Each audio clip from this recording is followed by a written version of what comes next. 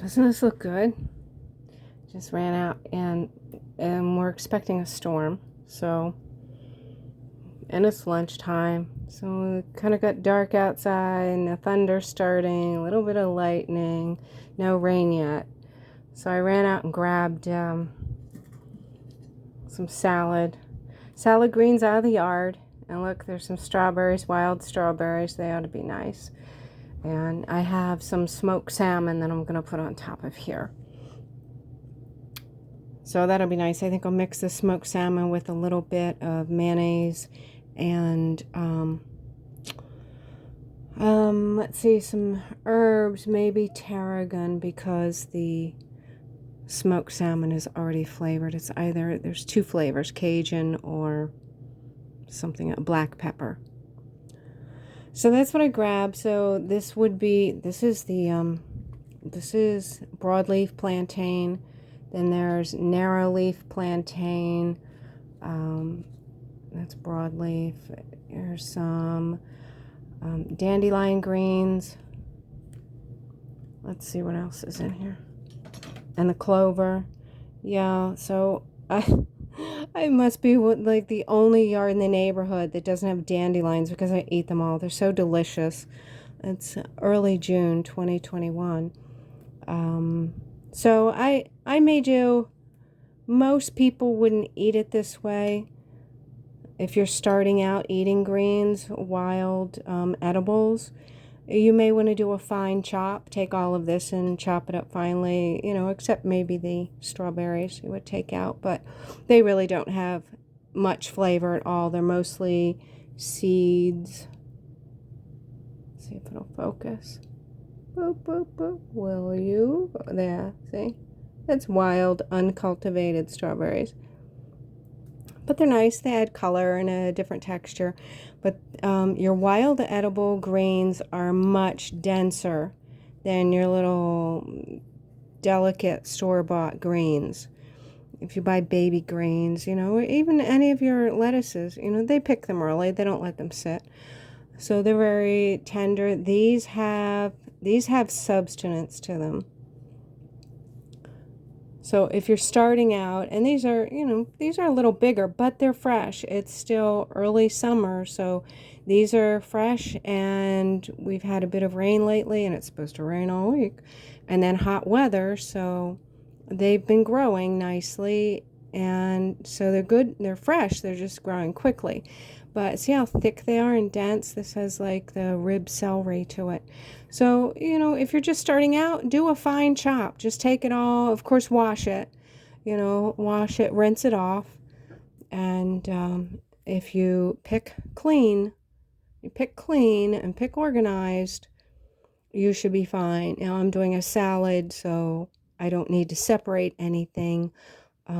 But yeah, I would put this, and I may just take this whole thing, pull out the strawberries, and put this whole pan. This is pie plate, metal pie plate, and I would just rinse this off with water, put water over this, give it a little wash, and then put it through the strainer, and then do a fine chop. Now I'm just going to do a coarse chop because, you know, I like it. So, but if you're not used to it, used to the fine stuff, do a fine chop to start. And then, oh, a wood sorrel. Oh, my favorite. Yum. There's wood sorrel. I love this. They look like little shamrocks, and they have the little yellow flowers with them. I was just pulling off. They grow on a stalk. So let me see if I can find one. But they get stalky, and yeah, then the leaves will cluster out like this. Let's see if I have some more.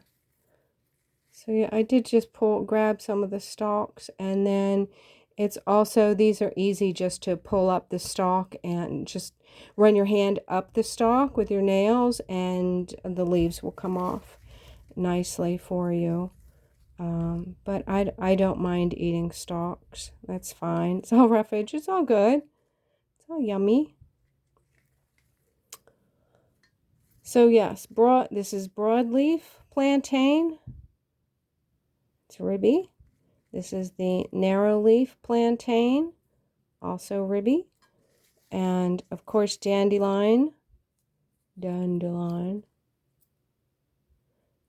greens. Look how lush and green they are. I even took a larger one, and I don't usually take the larger ones, but some of these, I saw it here, like this one, I don't usually take these because they can be tough. But again, it's early in the season and they're growing quickly. And, oh, I have to wash this one yet. This one needs good scrubbing. And, yeah, I mean, it's, yeah, you can hear it. It's got texture to it. But they are so good. I was feeling off all week. Maybe too much coffee, maybe too many carbs, who knows what. Not enough sleep, not enough this, too much that, you know. And boy, I went out and picked a salad yesterday, and I felt so much better. It was like my body was like, thank you. Unadulterated food. So the clover, and then there's clover. This is just, if you like honey, this just has that flavor to it, the clover flowers.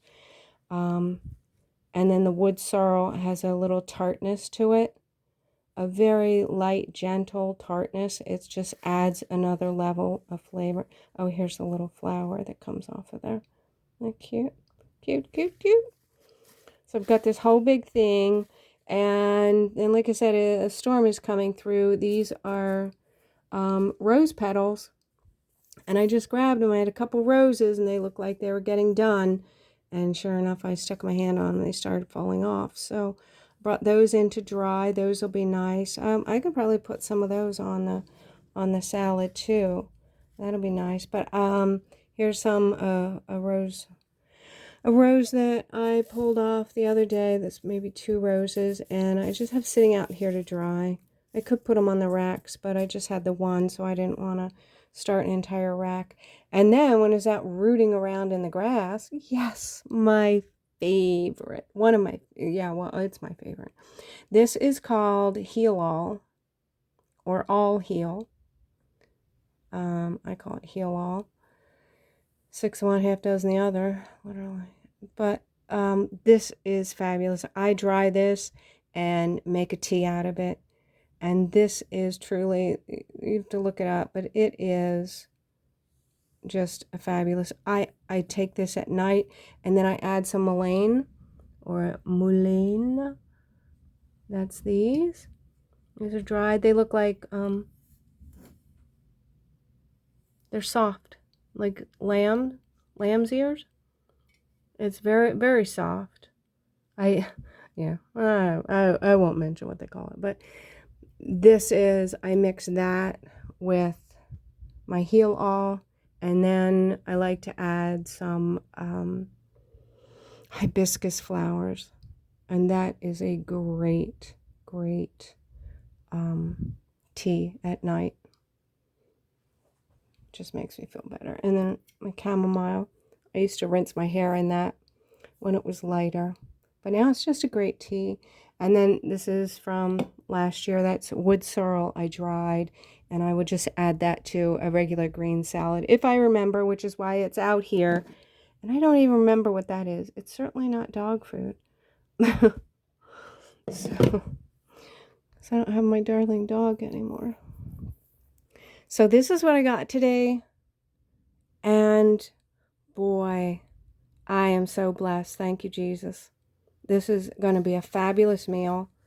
And I think I'll add some rose petals to it. And smoked salmon, mix in a little mayo and herbs. We're on our way. Take a look and learn more about your area. I'm in southeastern Pennsylvania, so in the mid-Atlantic region. So this stuff just grows wild, you know. I was buying greens, and you know what happens when you buy the greens in the plastic container. They turn to mush. You know, you want to hold them and save them. It's like, oh, I want to save them so I can eat them all through the week. And then I don't think there's anything much grosser on the planet than picking out mushy greens. But these you don't have to. These are fabulous. I have a hole in it. Hey. Oh, it has two holes. Look at that. Something chewed through it. So I'll just tear that out. Just tear around it. It'll be fine. It'll be fine. I'm excited. Okay.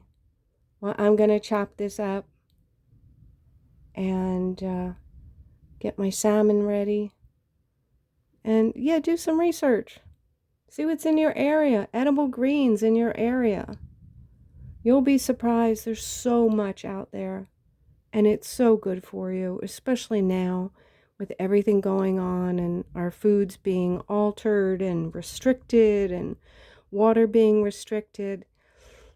You know, you need to know what's out there. It's just helpful, especially if you're out walking or hiking, and you come across this stuff.